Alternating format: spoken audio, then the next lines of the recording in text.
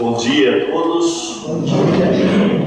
Jesus, o nosso mestre, nosso guia, o autor do nosso manual de vida e de transição, que esteja conosco nessa manhã para a nossa reflexão. Como tanto no portal quanto na vida, estar sempre preparado, porque não sabia nem o dia nem a hora, eu escolhi esse tema para que nós pudéssemos refletir nessa manhã, um tema que diz de perto a vida de todos nós, porque nos fala de uma viagem que continua da matéria para o plano espiritual, do plano espiritual para a matéria, e nós necessariamente precisamos por passagens que a doutrina espírita nos ensinou a enxergar, a interpretar, a conhecer e a nos preparar. Eu começo trazendo para vocês uma figuração. Eu gostaria que vocês acompanhassem essa figuração, essa suposição, para que a gente possa traçar um paralelo com a nossa vida. Imagine que você trabalhou durante muitos anos numa empresa multinacional. Você conseguiu ali o seu espaço, é reconhecido como um bom funcionário, uma boa funcionária.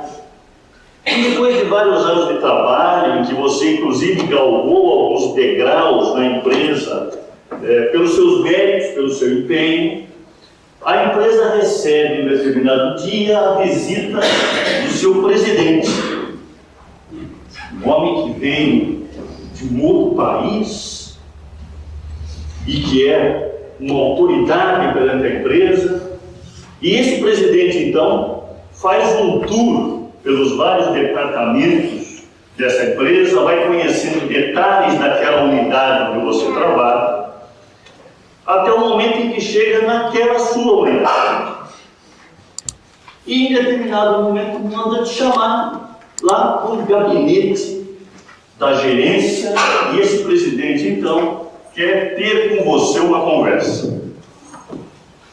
E nessa conversa ele lhe informa o seguinte: olha, conforme nós já fizemos com outros funcionários aqui, eu queria te informar que você vai fazer uma viagem pela empresa para um outro país. Essa viagem é muito importante, ela tem muito a ver com o seu trabalho. E a informação para por aí. E você, até com receio de fazer uma pergunta para uma figura tão importante, talvez envergonhado, você diga assim: posso perguntar alguma coisa?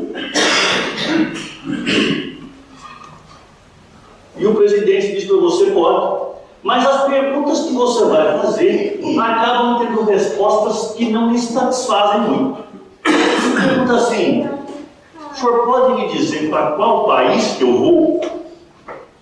E a resposta é a seguinte: no momento não, porque isso depende inclusive da sua bagagem, do seu preparo, do seu empenho na empresa, no momento em que a viagem for decidida. Muito bem. Então o senhor pode me dizer de que forma eu vou? Se é uma viagem de avião, se é uma viagem de navio, se é uma viagem de ônibus, se eu vou de bicicleta, se eu vou a pé? Como é que eu vou? Então isso também depende até do destino. Então também não posso te dizer agora como é que você vai. Ou então o senhor me diga pelo menos quando. Quando é que eu vou? Então, também não. Também a data da viagem é surpresa, que eu não posso te dizer nesse momento. Você talvez comece a achar que o presidente dessa empresa é um maluco. Mas espera aí.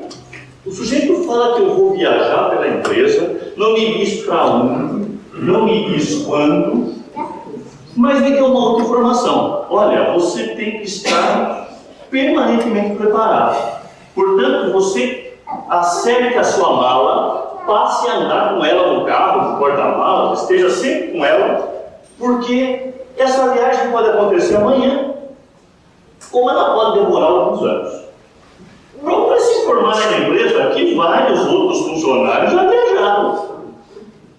Vários deles já viajaram. Inclusive alguns já voltaram para dizer como é que era o lugar onde eles foram. Outros, inclusive, algum tempo depois, foram seguidos pela família. A família também esteve lá com eles. Tem alguns descontentes, é verdade. Tem gente que não gostou muito da viagem. Agora, tem uma informação importantíssima que eu tenho que te dar. Já que você está tão curioso, querendo saber outros detalhes, eu mandei colocar na gaveta da sua mesa um manual em vários fascículos, detalhadíssimo, sobre tudo o que você precisa para essa viagem. Que bagagem você deve levar? O que é importante você levar, o que é importante você descartar? O que nem dá para levar e o que é possível você levar? O que é que você deve juntar? O que é que você deve desprezar? O que é que você precisa saber de relevante, seja qual for o país para onde você vai? Se você procurar lá na sua mesa, já está lá na gaveta da sua mesa. Eu mandei colocar lá esse manual. Acaba a conversa aí. Você depois, um pouco mais tarde, chamou o gerente da empresa, perguntou se o presidente estava no perfeito domínio das suas habilidades mentais. Ele falou assim: vários colegas seus aqui já foram para essa viagem. Você acha que você seria capaz de sair de lá sem pegar o manual? Você seria capaz de deixar a empresa sem consultar aquele manual de ponta a ponta, de saber detalhes sobre essa viagem? Só se você fosse um completo incauto.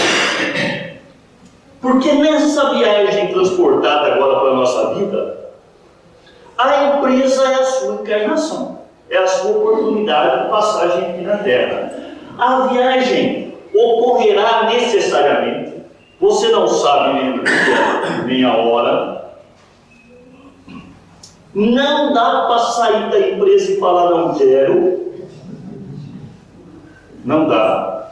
O presidente da empresa é quem preside esse planeta e o nome dele é Jesus. E ele fez um manual. Ele fez um manual. Esse manual foi preenchido, foi completado pela doutrina espírita.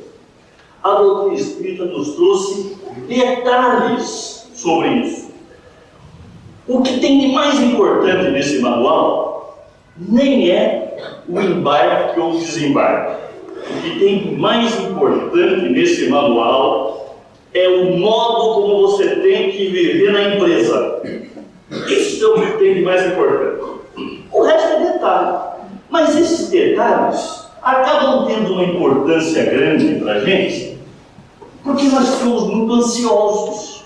E a gente vai criando expectativas, e a gente vai criando dúvidas a respeito do que é que significa a minha vida, para onde eu vou, o que é que me espera, de onde eu vim. Então é normal, é aconselhável, é prudente que eu me inteire, que eu me informe detalhadamente do que consta nesse manual. E esse é o sentido do nosso estudo aqui hoje. Vai escolher apenas um momento da viagem. Nós falamos aqui em geral, quase todas as palestras que nós temos aqui, nós falamos do modo de viver. É o mais importante. É o mais importante. É mais importante do que conhecer. É que a gente vive melhor, aprende mais fácil e erra menos quando a gente conhece. Então, estudar e conhecer nos facilita muito aprender a viver. E aprender a viver é aquilo de mais importante que a doutrina cristã tem a nos fornecer. Mas hoje eu escolhi um outro momento. O momento do embarque ou do desembarque, que nós chamamos aqui de a passagem. A passagem. Esse é o título de alguns capítulos de obras espíritas. Nós temos lá no Céu e Inferno, por exemplo, um livro dividido em duas grandes partes. A primeira parte, mais uma explicação doutrinária, e a segunda parte, o primeiro capítulo tem esse título, chama Passagem. E depois os capítulos que se seguem têm depoimentos diversos, mais de 60 depoimentos, de pessoas que fizeram a viagem e voltaram para contar. A gente escuta isso no meio, principalmente não espírita, pessoas que dizem assim: ah, não sei se eu acredito nessas coisas ou não, porque nunca ninguém voltou para contar. Pois voltou! Muita gente voltou para contar. Muita gente voltou para contar. Eu preciso conhecer o que essas pessoas disseram. E a literatura espírita é farta disso. Nós temos só de André Luiz uma coleção inteira chamada A Vida no Mundo Espiritual. Uma coleção que começa com o livro Nosso Lar, que é conhecido, se estende por uma dezena de livros. Nosso Lar, Os Missionários, O Mensageiro da Luz, O Pedro da Vida Eterna, A Vida Continua, uma série de livros. Os livros são riquíssimos em detalhes. São fascículos do manual. São fascículos. Eu devoro esses livros, eu gosto muito de ler, porque me passa um retrato do que é a vida no mundo espiritual. Uma vida que eu tenho uma vaga lembrança. Uma vaga lembrança. Já não sei mais detalhes de como é, do que é, pois os livros me detalham. Opa, uma literatura farta. Uma outra obra psicografada pelo Chico também, o livro Voltei, do irmão Jacó. Depois, quem se interessar, tem até aqui, mestre, vou para aquisição, um livro com capítulos curtinhos, dá para ler antes de dormir. Bem curtinhos. O Voltei, quando eu olhava o título desse livro, eu achava que era alguém que tinha reencarnado. O sujeito estava no plano espiritual e voltou. É justamente o contrário. É alguém que retornou para o plano espiritual. O sujeito, chamado irmão Jacó, conta detalhadamente como é que foi a passagem. Depois conta mais. Como é que foi depois do plano espiritual, a viagem. Vai contando detalhadamente. Mas aqui, no que diz respeito à passagem, ele foi até extremamente detalhista. Vai contando passo a passo. Então, eu queria refletir com vocês hoje alguns desses passos, talvez para quem conhece a doutrina espírita um pouco mais a fundo, vai achar, isso eu já sei, que eu já estudei e tal. Para quem conhece, será um reforço. Para quem não conhece, será apenas uma indicação, pistas de como é que a doutrina espírita nos explica essa passagem. Talvez até para despertar um pouco a curiosidade de ir nas fontes, porque conhecer o manual pelo relato de alguém é uma coisa, conhecer o manual pela sua leitura é diferente. Você com certeza vai captar no manual coisas que o sujeito que leu e que contou não avaliou bem, não te passou coisas que eram interessantes, importantes, que para ele já eram corriqueiras e ele não te contou. Eu queria que vocês acompanhassem aqui algumas passagens desse manual, mas eu queria começar fazendo uma pergunta. De onde nos vem a certeza da morte? Pensa um pouquinho. Você com certeza não se lembra da sua encarnação passada, muito menos das suas mortes no corpo físico nas encarnações passadas. Acredito que ninguém aqui vai lembrar disso. Como é que será que eu morri em outras encarnações? Você não lembra nem como é que você viveu. Você imagina, você vai lembrar como é que você morreu. Então, como é que eu tenho certeza que a morte para mim será inevitável. Essa certeza vem de onde? Essa certeza vem da fé? Não vem, porque o ateu também tem essa certeza. Então não é uma experiência de fé. E onde é que vem a certeza? Pensa um pouquinho. Por que eu tenho certeza que eu não vou escapar da morte? Quando eu olho um pouco a humanidade, eu começo a desconfiar que tem gente que vai escapar. José Sarney, Júlio Santos, né? Divaldo Pereira Franco. Começo a olhar assim, você acha que tem gente que vai morrer, né? Mas depois espero mais um pouquinho, eu vejo que eu pensava assim também na Dercy Gonçalves, né? Pensava no Niemeyer, com todos eles, eu preferi mais de 100 anos, mas chegou a hora que tiveram que passar, né? Ninguém escapa. Então, olha, eu tenho a certeza da morte pela experiência do outro. Do outro. A certeza da morte é uma experiência racional. Ela não é uma experiência de fé. É uma experiência racional. É a razão que me diz que a morte é inevitável. Porque foi para todos os que viveram antes ou que estão vivendo nesse momento. Eu percebo na minha família que os meus bisavós, os meus avós, até os meus pais já desencarnaram. Eu olho para a família dos outros e vou perceber que acontece a mesma coisa. A ONU, com base na taxa de crescimento da população, que é de mais ou menos 1,2% ao ano, calcula, estima, quantos nascimentos ou quantas mortes ocorrem por dia.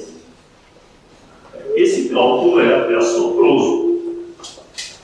Morrem aproximadamente 102 pessoas por minuto no desencarne. 180 nascem. 102 desencarnam. Por minuto. Por minuto. Você imagina o tanto de gente que tem nesse aeroporto? O tanto de gente que tem nessa estrada de passagem. E o trabalho que essas equipes espirituais devem ter para socorrer gente de todas as culturas, de todas as línguas, dos mais diferentes costumes, dos mais diferentes preparos. Gente que sabe o que está acontecendo e gente que nem se deu conta do que está acontecendo. Que trabalho que deve ser isso? No livro dos Espíritos, Kardec perguntou assim para os Espíritos: conhecer o Espiritismo ajuda? Vou dizer para vocês, quem conhece a doutrina espírita, conhece bem o aeroporto. Tem algumas indicações do aeroporto, o que é que precisa levar, o que é que não precisa, mas o destino da viagem não depende do conhecimento espírita. O destino da viagem depende da maneira como você vive.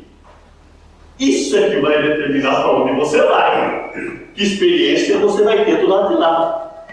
Do nível de consciência tranquila, do dever cumprido, da dedicação ao auxílio, à prática da regra básica do amor.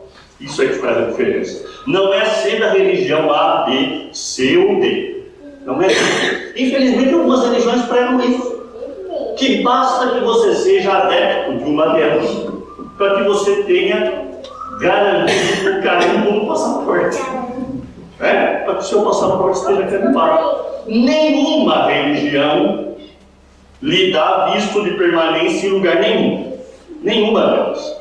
As religiões são facilitadoras do entendimento da vida, da razão de viver, de como viver, de como é que as coisas vão se dar, talvez para diminuir um pouco o seu nível de ansiedade.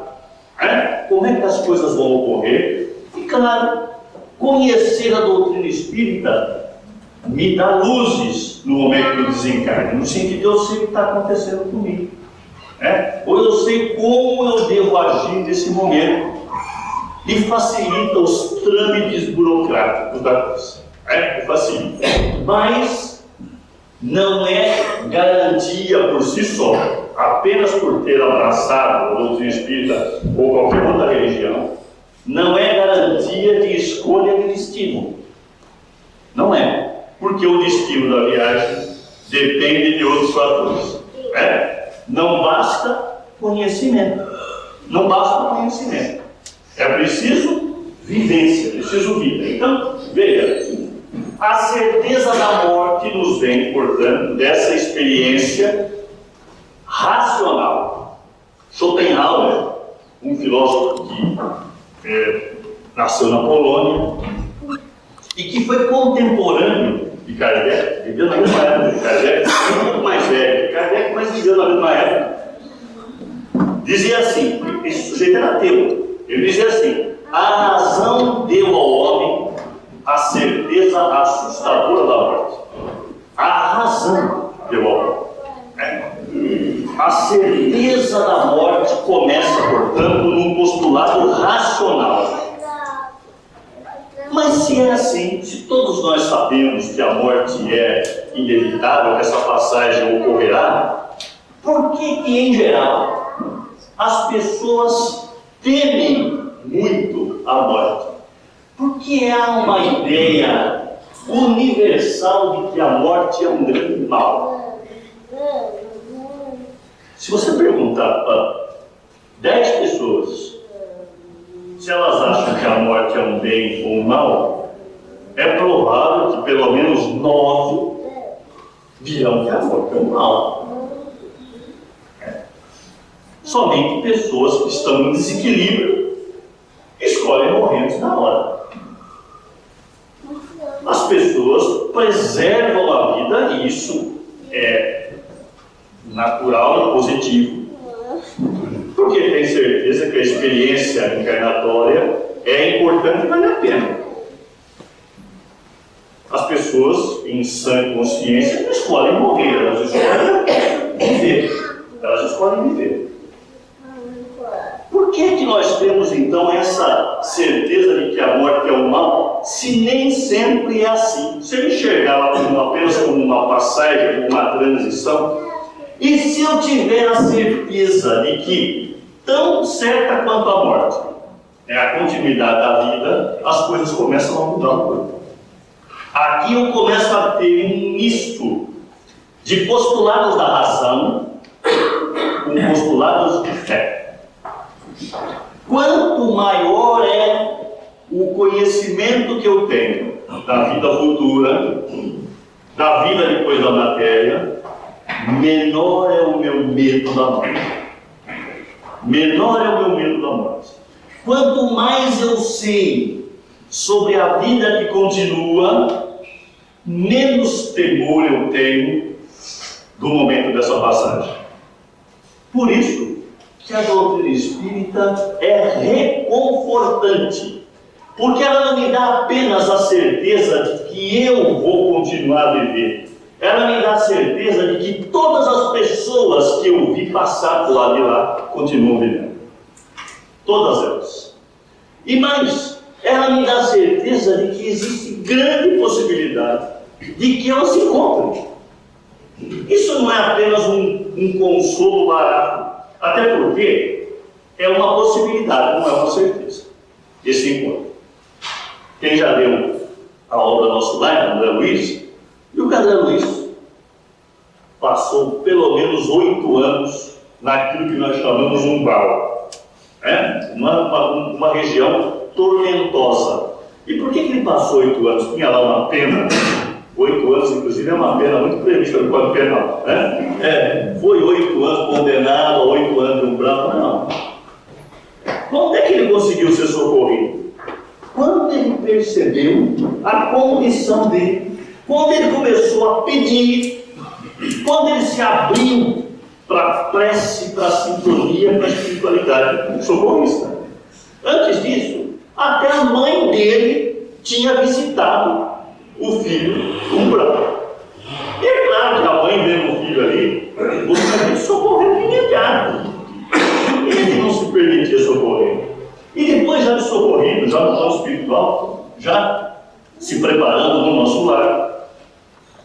recebe a visita da mãe, não foi imediatamente, meses depois que ele estava lá. A mãe estava num plano muito superior ao dele. Muito superior ao dele. A mãe pediu uma licença para visitá-lo. E durante a conversa ele pergunta do pai. E a mãe dele explica que o pai estava há muitos anos numa região inferior à que ele estava, dado o modo como havia vivido. Então não é certeza que nós vamos chegar lá e encontrar todo mundo que nós queremos. Se tivermos, nós e eles, méritos e condições, alguns vão estar em planos muito superiores ao nosso. Outros talvez em planos inferiores. Outros talvez no mesmo plano que nós estamos, porém em estações diversas, já que nós vamos ver que o Espírito nos mostra a diversidade de destinos e de colônias espirituais. Para que a gente possa entender um pouquinho esse manual de viagem, né? Esse manual de viagem não é uma viagem lá para a Itália, para o Ibiza, né? Para o Japão, né? Para a Arábia, né? Para Paris. É uma viagem astral. Mais do que um manual de viagem, ela é um manual de vida. É um manual de vida. Nós vamos hoje aqui olhar um pouquinho essa parte que fala da viagem, da passagem. Para aqueles que não conhecem a doutrina espírita, para a gente entender um pouquinho o que vai na sequência, o Espiritismo nos mostra que a nossa realidade física não é apenas a matéria, como o espelho nos mostra e como nós enxergamos na experiência empírica de ver as outras pessoas. Nós somos resultado de 3 elementos. Um elemento totalmente imaterial, que nós vamos chamar espírito. Um elemento totalmente material, que nós vamos chamar corpo. E um elemento intermediário, semimaterial, que nós vamos chamar perispírito, ou corpo espiritual. As cartas de São Paulo se referem a esse corpo espiritual. Isso é sabedoria milenar, uma invenção da doutrina espírita. Vejam que o espírito é totalmente imaterial, mas ele está acoplado numa base semimaterial e durante a encarnação ele está plasmado com uma base física, que é o nosso corpo. Esse descolamento acontece nas experiências do sono. Nós nos descolamos perispiritualmente, ficamos ligados por um cordão prateado e visitamos e temos experiências em comunidades espirituais. Às vezes experiências positivas, às vezes experiências negativas, dependendo muito da maneira como nós sintonizamos com elas. Mas no momento da desencarnação, esse corpo e esse perispírito, que traz consigo o espírito, vão se destacar. Esse cordão prateado será rompido. E esse momento do rompimento é que é a nossa passagem. É a nossa passagem. A doutrina espírita foi esmiuçando isso. Foi pegando passo a passo essa experiência para nos mostrar como é que ela acontece. A separação do corpo material e do perispírito. Existe uma força adesiva, uma coesão entre o corpo material e o perispírito.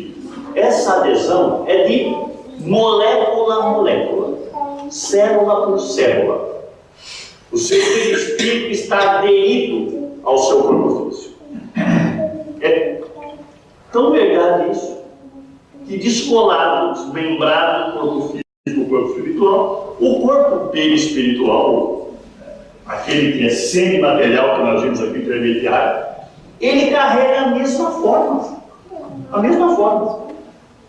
Se o seu corpo físico é magérrimo, assim vai se apresentar o seu corpo perispiritual. Se você é obeso, vai lá se apresentar o corpo espiritual, naquela perispiritual, daquela forma.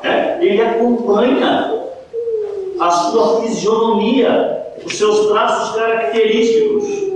Mas o corpo perispiritual tem uma característica interessante no plano espiritual. No corpo físico, você mostra o que você quer. Aliás, você pode até mostrar o que você não é. No corpo perispiritual, ele revela o que você é. Não dá para esconder. Os outros espíritos identificam em você uma luz maior ou menor. Aqui o irmão Jacó tem uma experiência interessante, que já depois de desencarnado, ele pede e é acompanhado num dos centros onde ele trabalhava.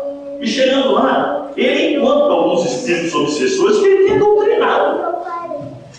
E o espírito obsessor o reconhece e fala assim para ele: ei, Jacó, mas você, hein? Vem você de novo com esse papo? E outra coisa, olha aí que tamanhozinho que está a sua luz. Olha a luzinha que você tem, você é uma lamparina. O que você vem falar para mim? Não tem como esconder de ninguém. Nós somos transparência total. Nós revelamos a luz que nós carregamos. De onde é que tem essa luz? Essa luz vem da sua conta bancária no mundo material. Essa luz vem da sua titulação, do cargo que você ocupava, da posição que você alcançou, da casa que você morava. É isso que vem? Alguém pergunta para você, quando você passa por lado de lá, qual era o seu saldo bancário? Você tinha conta em banco? Você trouxe um extrato? Alguém pergunta, que carro você tinha? Onde é que você morava? Que países você conheceu enquanto encarnado? Seu cartão de crédito, que bandeira é? Alguém vai dar alguém vai te perguntar isso? Aliás, não perguntam nada. Sabe por quê? Porque não precisa de resposta. Eles olham em você e enxergam o que você é. Porque aquilo que você é, aquele patrimônio moral que você adquiriu, as virtudes que você conquistou pelo esforço de viver no bem, o bem que você fez, transparece na sua luz. Transparece na sua luz. O irmão Jacó encontra alguns personagens até conhecidos. Aqui um deles é Baixútel, e fica tremendamente envergonhado, porque eram pessoas de uma luminosidade tão grande, e ele olhava para as mesmas e falava assim: eu aqui, olha que vergonha, que vergonha, uma vergonha muito maior do que entrar numa festa chique, mal vestido, muito maior, ele se envergonhava da forma como estava. E também no plano espiritual, trabalhando pelo bem, ele vai adquirindo luz. O trabalho pelo bem não se dá só no plano encarnado. Continuamos a trabalhar, inclusive, no plano astral, no plano espiritual. Esse desprendimento não acontece de maneira repentina. É um desprendimento gradual. Os laços que nos unem à matéria, eles não se rompem, eles desatam. Isso pode demorar horas, pode demorar dias, pode demorar meses, para alguns pode demorar até anos. Quanto mais eu for alguém ligado à sensualidade, à matéria, à preocupação com o mundo material, mais forte é o meu adesivo. Para que eu escolhe daquilo, a dificuldade é sempre maior. Às vezes demora um tempão. Gente que é sepultada e continua lá sem conseguir se descolar. Tá? Você imagina. A aflição que é isso.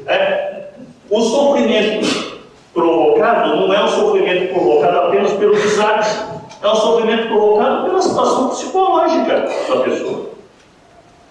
Aqueles que são mais espiritualizados, aqueles que se preocuparam em adquirir um patrimônio moral e espiritual com mais consciência, às vezes se descolam rapidamente, mesmo antes da morte do corpo físico.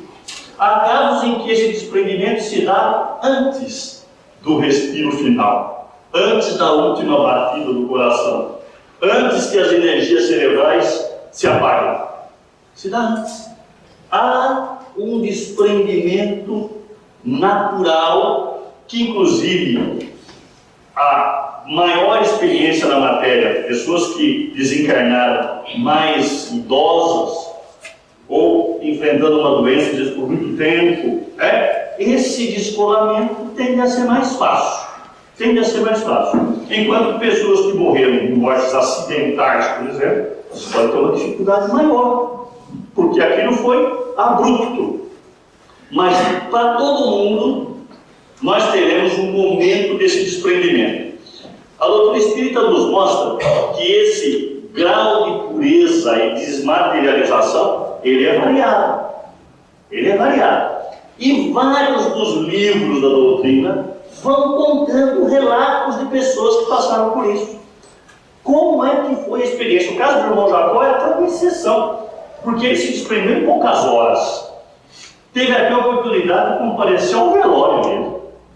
Até o velório, né? Sobre o velório, depois eu queria trazer algumas informações para vocês. Não é todo mundo que vai ter chance de ir no próprio velório, né?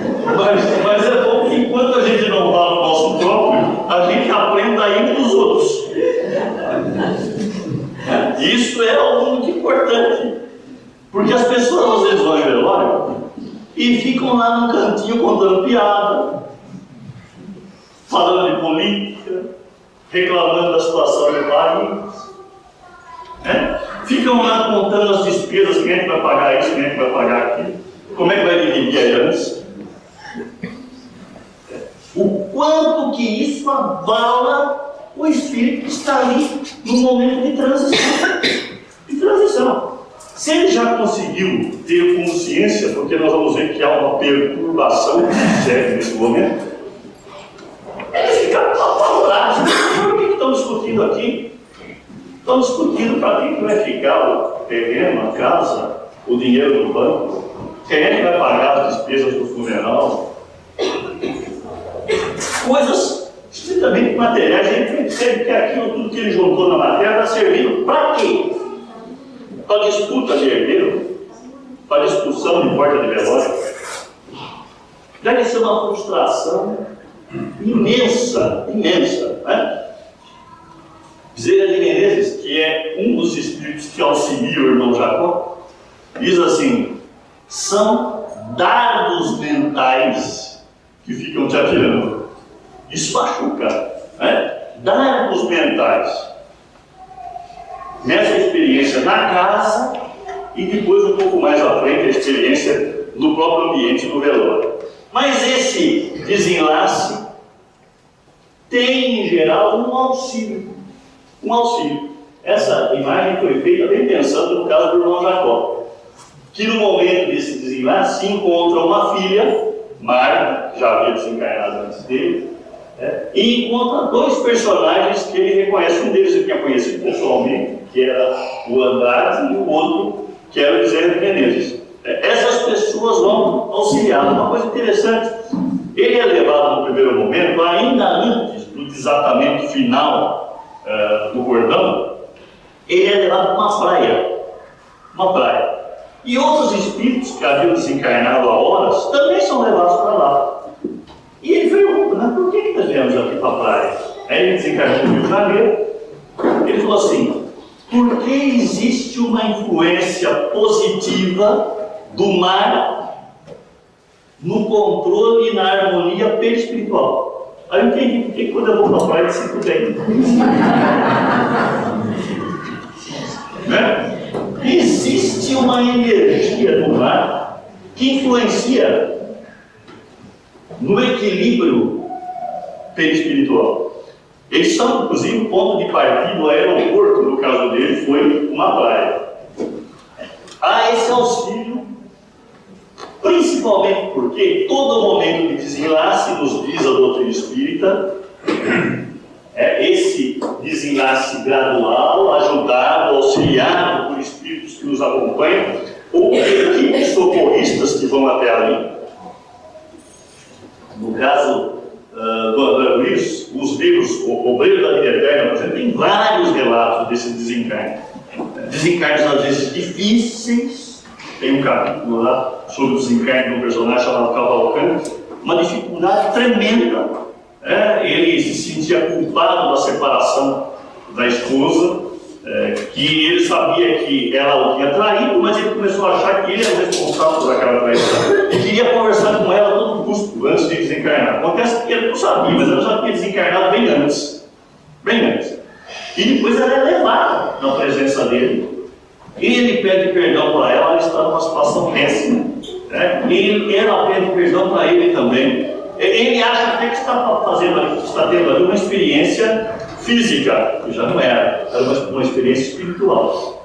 A situação de saúde dele era crítica, os médicos não conseguiam atendê-lo porque ele cheirava muito mal, estava apodrecendo em vida.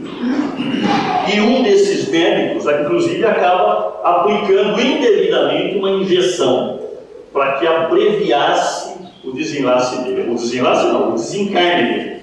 Isso só complica a situação. Demorou 20 horas a mais para conseguirem desatar os laços fluidos. Só atrapalhou. Pessoas não esperam que a natureza cumpra o seu papel, que ainda adiantar, fizeram ali uma eutanásia com ele, isso só agravou. Então, os relatos da literatura espírita são ricos desse momento. Como é que esse desprendimento é feito? Quem socorre? O que é que essas pessoas podem fazer naquele momento do desenlace? A doutrina também nos ensina que, além desse auxílio do desenlace, há uma perturbação espiritual nesse momento. Há uma situação de torpor. As pessoas ficam meio que perdidas, sonolentas. Quando acordam meio sem saber onde estão. Isso é o normal. Então é bom a gente já sair prevenido. Se puder dormir, durma. Eu até lembro bem das intervenções cirúrgicas, algumas que eu fui, alguns exames que eu fui fazer, que tinha que tomar aquelas anestesias por fofó, aquelas coisas. Olha, aquilo para mim era uma bênção. Porque o sujeito achava o meu botão de liga e desliga, sei lá que deve ficar onde, eu sei que a hora que eu acordar, fala para mim, acabou já, hein? Passou, já foi. Mas como assim já foi? Pois eu lembro que num dos exames que eu fui fazer, o sujeito estava lá me aplicando aquelas coisas, assim, olha, aplica pouco, porque eu quero voltar dirigindo e tal. Eu falei assim, tá bom. Mas eu não escutei nem o resto da conversa. Eu só escutei o sujeito batendo no braço e falou assim, o senhor precisa acordar. Já foi, viu? Já faz mais ou menos uns 50 minutos que acabou. Aquilo para mim é uma bênção. Até sem mais isso eu quero ficar acordado, sentindo tudo ali. Então esse torpor, esse sono, essa vontade de dormir que acontece com o irmão Jacó e a filha Marta, lhe diz, não vai, é melhor que você descanse. Acontece com todo mundo. O tempo dessa perturbação também é variável de acordo com aquele patrimônio moral, espiritual ou materializado que nós carregamos. Ele pode durar muito, como ele pode durar pouco. A comparação que a doutrina faz é que nós parece que nós nos sentimos no meio de um nevoeiro. Não sabemos bem onde estamos, o que é que significa aquilo. E aqueles que não têm conhecimento nenhum desse momento, ficam mais perdidos ainda. O que é que está acontecendo comigo? Memória do suicida, o Camilo conta como é que foi a passagem dele, e diz assim, eu durante muito tempo fiquei achando que a família tinha me internado no hospício. No hospício. Quem que me internou aqui? Quem é que vai me internar? Ele não conseguia enxergar de uma outra maneira. Porque ele sentia o pulmão funcionando, o coração batendo. O irmão Jacó fala até uma coisa interessante. que no momento desse desenlace, ele percebia dois corações. O do corpo físico e o do corpo espiritual. Mas peraí, qual que é o meu? Qual sou eu de fato? Porque o corpo espiritual é uma réplica do corpo material semi-materializado. Então eu tenho batimento cardíaco, eu tenho respiração, eu tenho sudorese, eu tenho fome, eu tenho sede. No corpo que já não é mais material. E isso confunde quem não conhece. Não, morreu, eu não morri. Agora as coisas começam a ficar mais complicadas, eu não enxergo lá o meu corpo em outro lugar. Eu estou aqui, como é que eu estou lá? Que negócio é esse? Veja como a informação do Espírito desse momento nos ajuda, nos auxilia.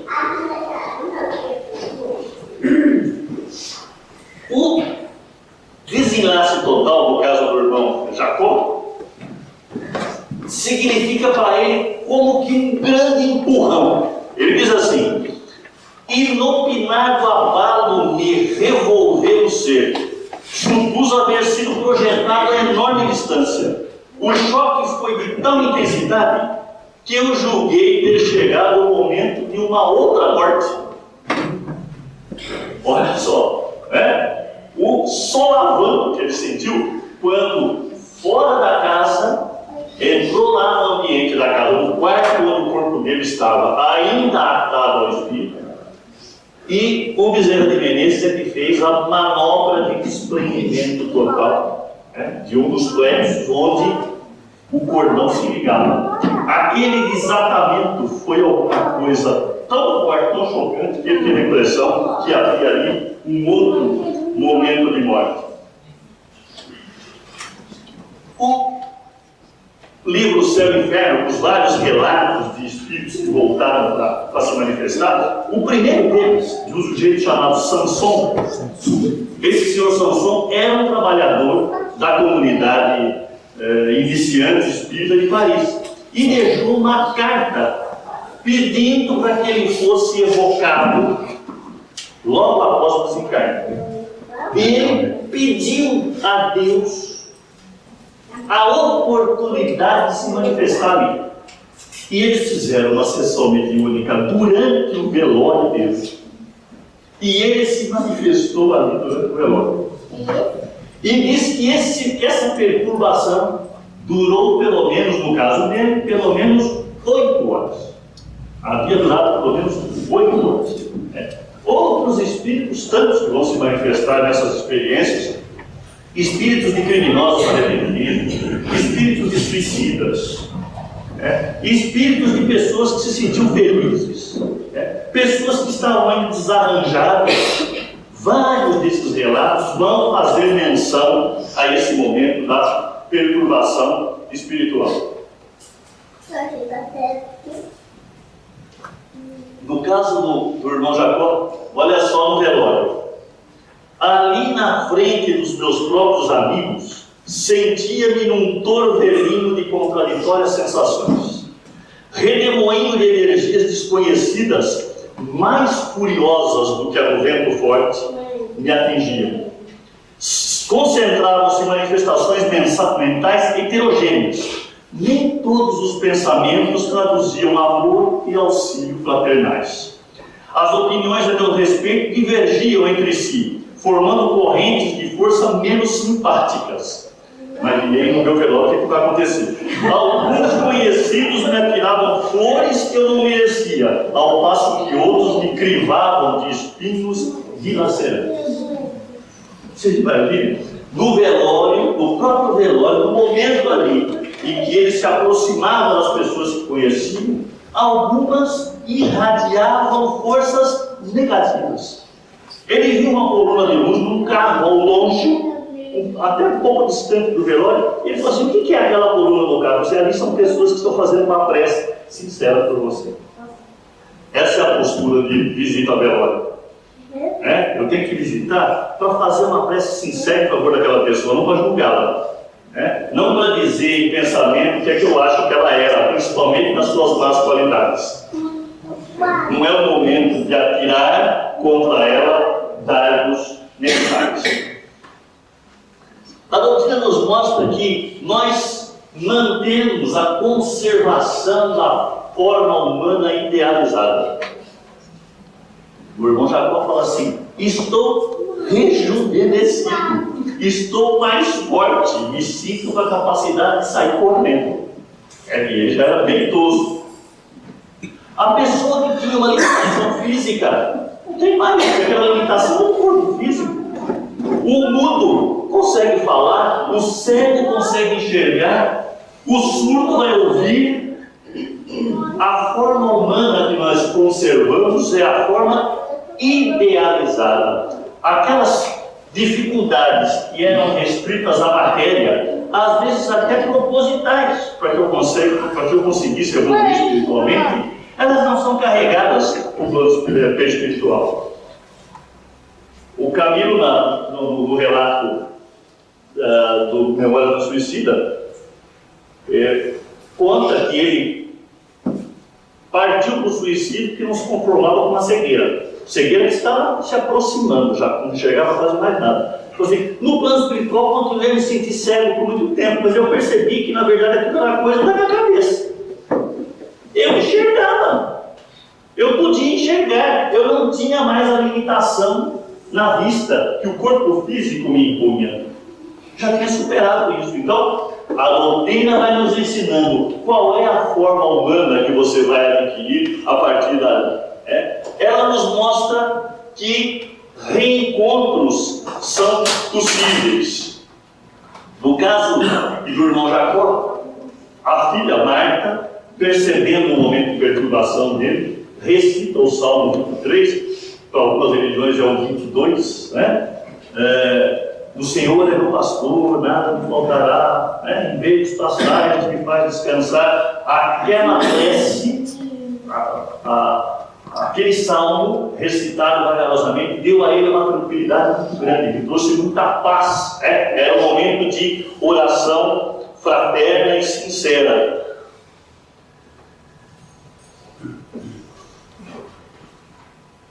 Diz a doutrina espírita, através da psicografia de Chico Xavier, pelo espírito André Luiz, que nós podemos desencarnar em climas de vibrações pesadas e discordes, como no caso de um suicida que tentou simular um assassinato para que a família não se envergonhasse do suicídio. O nome do suicida, inclusive, era Raul. Esse suicida é encontrado pelo André Luiz e pelos espíritos que o assistiam. Aliás, ele acompanhava esses espíritos de assistência. É encontrado no matadouro. No matadouro. Quem lê essa passagem, acho que vai ficar um bom tempo sem comer carne. O tanto de espíritos que estavam naquele matadouro, sugando o plasma e a energia dos bovinos que eram abatidos ali. Irmão, que você já recebe a carne em casa devidamente chancelada, já vem carimbada pelo plano espiritual de espíritos inferiores que precisavam se comprazer com aquela energia que emanava do sangue que jorrava ali. E esse espírito do Raul, desse suicida, foi levado para aquele ambiente completamente perdido, não sabia nem o que estava acontecendo ali. Ele é encontrado naquele ambiente, e mostrando bem que os reencontros que nós temos também dependem do nosso padrão vibratório. A viagem, nós não sabemos de que veículo será. O irmão Jacó conta que ele e mais um grupo de espíritos esperaram vários chegarem. A última a chegar foi uma professorinha de um bairro distante do Rio de Janeiro. Falou assim, era a única que realmente tinha luz. Talvez porque tenha sido professora. Era a única que realmente tinha luz. Os outros todos até envergonhados perto dela. Ela iluminava o grupo. E todos foram subindo gradativamente, passando por sobre o mar e vendo a cidade ainda envolta numa nuvem escura, densa, que ele acreditava até que fosse em razão da noite. E os companheiros espirituais que faziam a travessia com ele diziam, não é. Isso ainda é a nuvem provocada pelos padrões vibratórios baixos da cidade. Em outras oportunidades que eles voltaram, ao Rio de Janeiro, enxergaram isso até de dia. Então, esses reencontros serão aqueles que nós desejamos ou não, também pelo nosso padrão vibratório. Qual será o nosso destino? Não sabemos ao certo se nós vamos para o nosso lar, porque espírito tem um sonho, todo mundo quer fazer turismo no nosso lar, né? Acha que o nosso lar é mais ou menos a Paris espiritual, né? O nosso lar é uma das colônias espirituais que a doutrina espírita nos mostra, né? Mais na região do Rio de Janeiro. Nós temos aqui na região do estado de São Paulo várias colônias espirituais. E tem na região da Bahia, por incrível que pareça, uma colônia espiritual que chama Morada do Sol. Lá na região da Bahia, chama Morada do Sol. Não sei se é para essa, para qual nós vamos, porque, como eu disse no início, o patrão, o presidente, não nos garante qual é o nosso destino, porque o nosso destino não é determinado pelo carimbo do passaporte físico, é pela maneira como nós vivemos, é que nós saberemos qual será esse nosso destino. Mas aqueles que querem ter um pouquinho mais de conhecimento a respeito das colônias espirituais, o livro Obreiros da Vida Eterna, por exemplo, do André Luiz, nos fala de uma casa transitória de Socorro, chamada Casa Transitória de Fabiano, que teria sido fundada lá no século XVII por Fabiano de Cristo, um frei que viveu para o bem. Essa casa até hoje socorre os espíritos que desencarnam de maneira equilibrada. É o primeiro ponto de socorro, é um ponto de socorro espiritual logo após reencarne. Não é um lugar para se permanecer por muito tempo, é uma casa transitória, até que o espírito receba um reequilíbrio e possa fazer essa viagem para alguma colônia espiritual. Nós vamos concluir lembrando aqui uma frase do André Luiz na introdução do livro Nosso Lar. Diz o seguinte: seria extremamente infantil a crença de que o simples baixar do pano resolvesse transcendentes questões do infinito. Uma existência é um ato, um corpo, uma veste, um século, um dia, um serviço, uma experiência, um triunfo, uma aquisição, uma morte, um sopro renovador. Quantas existências, quantos corpos, quantos séculos, quantos serviços, quantos triunfos, quantas mortes necessitaremos ainda? Que fique isso para a nossa reflexão e que seja aqui o nosso momento de encontro e o nosso estudo dessa manhã um aperitivo para que vocês tenham contato com essas obras do doutrina e procurem ler o manual. Todo mundo já recebeu o aviso do presidente da empresa. Você sabe muito bem que o aviso veio para você também. O manual está à sua disposição. Aliás, está aí dentro da sua gaveta. Muito obrigado.